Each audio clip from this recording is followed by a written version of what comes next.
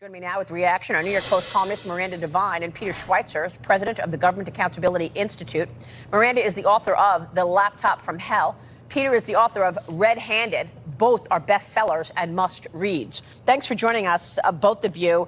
Miranda, let me get your take first on this WhatsApp message that really sounds more like a mobster doing a shakedown than the son of a president. It does, and I think it shows you just how important Joe Biden was in the shakedown operation that the Biden family had going around the world, that they raked in, millions and millions of dollars from particularly China. Joe Biden needs to answer the question, was he in the room? And so far, they've managed to stonewall. I think what we've seen from this new whistleblower material from the two IRS agents is more evidence of Biden family corruption on the one hand, and on the other hand, the second string and perhaps more important string of this story is the corruption of the FBI and the DOJ. You see throughout this investigation how the DOJ put its thumb on the scale, refused to allow search warrants on the cottage on Joe Biden's property where Hunter Biden had been living, tipped off Hunter Biden's lawyers to a search warrant that was going to be executed on his storage facility. That is against the law. I think that you're right, that the gloves need to come off with the Republicans. They have a lot of power. Congress has a lot of power to compel people to testify, and if they refuse, to hold them in contempt. And if they flout those contempt laws, to then fine them every day. They don't need to rely on the DOJ to enforce anything.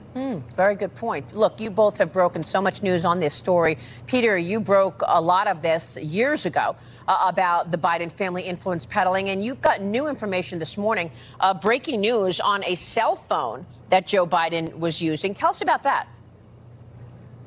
It's interesting. What is the line of communications between Hunter Biden and his business partners and Joe Biden when he's vice president of the United States? It's not the government phone. It's not Joe Biden's personal phone. We know from the laptop that Hunter Biden's business paid for a private phone line that Joe Biden used while he was vice president. It was from AT&T. It was $300 a month. It was a global phone where you could access somebody anywhere around the world. We shared that phone number and that account information with people at the House Oversight Committee. My hope is that they haven't already. They will subpoena those records because I think it will give an indication on how tight the communication was. And that may be the phone, for example, that the Ukrainian, the Burisma executive might have used in this allegation that he talked to Joe Biden in recorded conversations. I would just say one other thing, Maria, as it relates to that sort of shakedown phone call with Henry Zhao that we alluded to. Henry Zhao in 2015 had already sent $5 million to the Bidens. He was the head of a Harvest investment firm.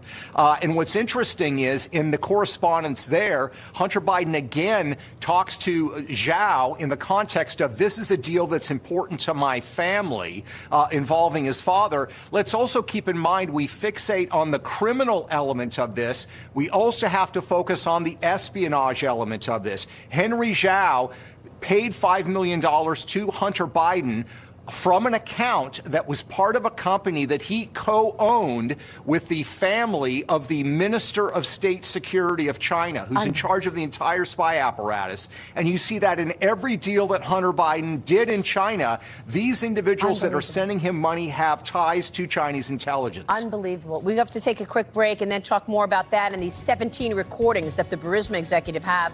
Stay with us right there. Welcome back with Miranda Devine and Peter Schweizer. Miranda, what's most important in terms of a takeaway from your standpoint on this investigation now? Look, I think that it's pretty clear that Joe Biden lied to the American people when he said he knew nothing about his son Hunter's overseas business dealings. We now have two new allegations that Hunter Biden was meeting with those Chinese executives at the Four Seasons Hotel in December of 2015 with his son Hunter. And we also know that Hunter Biden says that his father was in the room when they were shaking down the Chinese. He met with over a dozen of Hunter's overseas business partners. Hunter put him on the speakerphone when he was meeting with these partners. It's beyond time for Joe Biden. Pardon me, the bulk of it, though, Peter, all this money that the Biden family has taken in, for what? What's their business? Yeah, the product was Joe Biden. The product was Joe Biden. That's it. Miranda Devine, Peter Schweizer, thank you. Please come back soon. We need more time. Thanks, I will Maria. see everybody tomorrow on Mornings with Maria on Fox Business. Have a good Sunday.